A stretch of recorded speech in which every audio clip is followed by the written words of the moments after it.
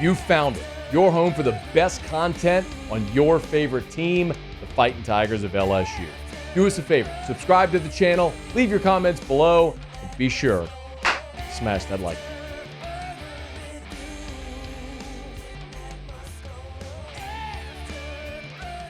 Tigers landed another commitment for the class of 2025 on Monday evening. Dylan Battle. Good time to bring Shea Dixon on 3, the Bengal Tiger, onto the show. Shady, we appreciate you, man. How are you? I'm doing well. How are you, Matt? I'm doing really well. Tell us about Dylan Battle.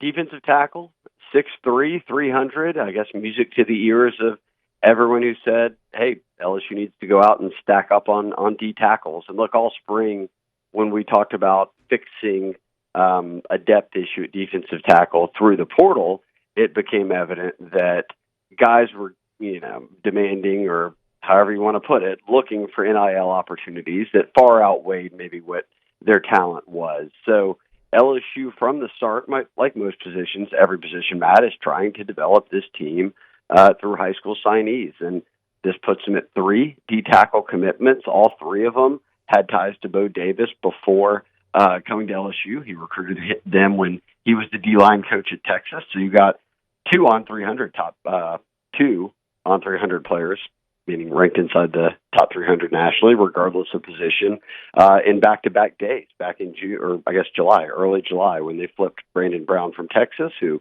committed to Bo Davis at Texas, and then got Zion Williams, who we have as a top 100 player, a top 10 D lineman. I think that they're going to end up in that 4 D tackle range, Matt, if not 5, and they got to 3 yesterday with Dylan Battle, who comes out of Mansfield and Arlington, and is a guy that was recruited heavily by Texas when Bo Davis was there, took an OV to LSU this summer, and now before his senior year got the green light, went ahead and shut things down and got on board with the Tigers. So, again, as this new rule is passed, Matt, where 85 is no longer the scholarship limit, it's going over 100 to 105, that you can add more players each cycle, and because of that, you'll see LSU start to add more guys at positions of need, and D-tackles may be the most important. Bo Davis gets another one. Yes, I was going to ask if this is one of those that is a take because of the increased roster. It sounds like you answered that. My follow-up then would be, any idea, Shea, where they, numbers-wise, they might land in this class? Because it's not going to be a 25, 26, 27. It can't be if you have to fill 40-some-odd roster spots after this year. Yeah, they said that Brian Kelly, prior to this shift in scholarship spots, said he wanted to sign 25 to 30 high school guys and then be in that 5 to maybe a little more range of transfers, and that would put you kind of in that kind of consistent range of rebuilding 85 with the turnover every year. Now upping it a good number of spots, obviously. Yes, you're going to take more high school guys each cycle. Maybe you do take more portal guys, Matt, but they're at 22 commits right now. I think they're going to get a couple more this month. Let's just call it 24 or 5 by the time senior seasons are rolling. We know they'll add guys by signing day. They usually add a guy or two during the year. So I thought this would be between 25 and 27 signees. I think it's going to be closer to 30 now. Okay. He's on Twitter at Shea Dixon, on 3, the Bengal Tiger. Hey, there's a couple of more commitments coming up this weekend. Is it Bryce Fitzgerald? Did I get the name right? You did, yeah. Look at me. Absolutely. Shea, I know. I'm telling you, man. My recruiting chops. We've been doing this a long time, Shea. We have. And I feel like I've gone from like an F to like a solid D right now on my recruiting knowledge. Can you co-sign? No, you're at a B maybe. Wow. I just consider myself a good teacher because Charlie Handegriff passed this course too. I never thought I could get both of y'all this far. It's so good. Mike Tyler out of South Carolina, the tight end, and Bryce Fitzgerald. They're both set to announce this weekend. How's LSU feeling about the two guys?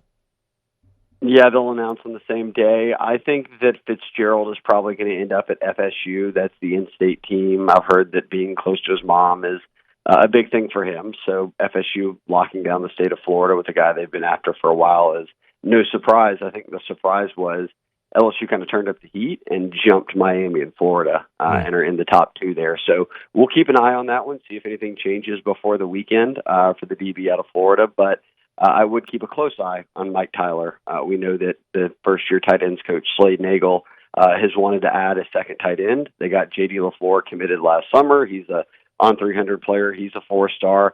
And then they brought Mike Tyler in from the state of South Carolina. He lives in Columbia, where USC is, and he's got an offer from the Gamecocks, but LSU offered him a camp, and then they brought him for an official, and then he was back for the Bayou Splash in July, and now he's ready to announce. And in that time, South Carolina's begun to offer other tight ends. So I think the writing's on the wall here that LSU's inching closer to adding another tight end, which would be 2 for the class, and probably be it for the position this cycle. Shea, I probably went out of order here because we were talking about defensive tackle, and you mentioned that this will be a 4, maybe 5 class defensive tackle. I know Walter Mathis is another guy the Tigers are in on. What's the latest there? Yeah, he's told us, Chad Simmons at On3 caught up with him this week, and he said kind of keep an eye on the end of the month. So before September 1st, I think that we'll see Walter Mathis, come off the board, and he's a Georgia product, a defensive tackle that Bo Davis and Blake Baker have been really high on for a while. So he's kind of got the who's who of offers. I mean, Clemson hosted him for an official, Auburn, LSU. Others have been in the mix with offers, but I think that the pitch Bo Davis has and the need for playing time and kind of the fit he felt when he visited Baton Rouge all lined up for him. So he doesn't say a whole lot, doesn't do a ton of interviews, but he did tell Chad to keep an eye on things at the end of the month. And both Chad and myself have our picks in on the On3 RPM for LSU. So if they get him, that would be 4 D tackles, which is a great place to be in, given it's a need position and senior seasons haven't even started. The other prospect that we're keeping an eye on with a commitment date already announced is, of course, the number 1 safety in Jonah Williams out of Texas, who's set to announce a week from Saturday on the 24th. Shea, you've told us all along he's keeping this really close to the vest, but it feels like it's LSU A&M. Any lean one way or another here a little more than a week out? I think you've got to put Texas in that conversation just because he visited them right before the dead period kind of ended. It was a 1-week open period, and that was the lone school he visited. And a big part of that, obviously, is Texas got involved when the baseball staff got there. So we'll see how much shakeup happens there with his recruitment. I have always thought it was going to come down to LSU and A&M just because he's a Galveston kid. He plays football and baseball. But look, between NIL discussions and the reality that he is one of the most courted guys out there, being uncommitted as a 5-star and number 1 safety, and look, baseball prospects we can figure out down the road where he fits into a college, but football-wise, I've had people tell me this is a Jamal Adams-type player. So very serious football future if he embraces it, and LSU wants him badly. I will say there have been no new picks made on the On3 RPM this month, so Jonah is keeping it quiet. I think a lot of people are waiting to see as we get closer to August 24th kind of what starts to leak out in terms of teams in the lead or who might be able to pull it off, but I do think this is one of those that kind of goes down into those final days of discussions with teams, and he might be leaning one way or think he knows something, but enough teams in this mix feel like, hey, we're talking to him every day, we feel good about it, and LSU's one of them. So this will be an exciting one to keep track of. The Tigers are absolutely in it.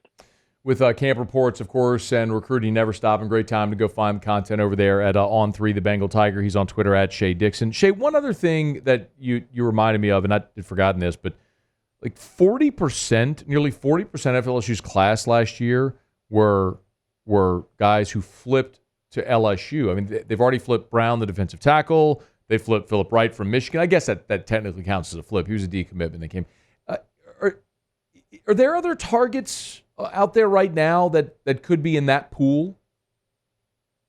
Yeah, definitely. And they flipped Jaden Breaker from South Carolina, linebacker, straight up flip. So they've had a handful already. But yeah, wild number. 11 of the 29 signees last year flipped from LSU or did something like you said with Phillip Wright, where they decommitted and within a few days had committed to LSU. So I call that a flip. But I don't think they'll hit that number this cycle. But yes, there are guys who they are in heavy contact with. And I would look at need positions. Look, we talked about D-line, Jordan Crawford at Auburn, who's committed to Auburn, coming out of Birmingham's one. Cade Phillips at corner is a guy they love. He picked Texas, but they've continued to stay in contact with him as a top priority. And then on offense, it's not as big a need at places, but maybe you watch a guy like C.J. Wiley, Chuck Wiley's son, who he's a legacy recruit to LSU, and remember when he committed, everyone said, okay, it's going to be Georgia or LSU, and he picks Florida State, and no one really saw that one coming. So does that one stick as LSU and Georgia continue to recruit him? I just think with the numbers, Matt, and being able to sign more than, maybe you originally planned, that they're going to go into overdrive on a lot of committed guys. So based off how they did it last year, I wouldn't count it out that they're going to flip some more here before signing day. Shea Dixon, On3 the Bengal Tiger. Again on Twitter, X, at Shea Dixon. Y'all give him a follow. We appreciate it. Thanks, Professor Shea. Thanks for the lesson, as always. Yes, you've passed. Don't need to suck up. I don't need an apple, but you've passed the course. I just said Professor Shea. That's all. There's no sucking up nice here. All right. We appreciate it. Thank you, man. All right. I'll see you next week. Hey, thanks so much for watching. Please leave your comments. I love to interact. And be sure to hit the red subscribe button below.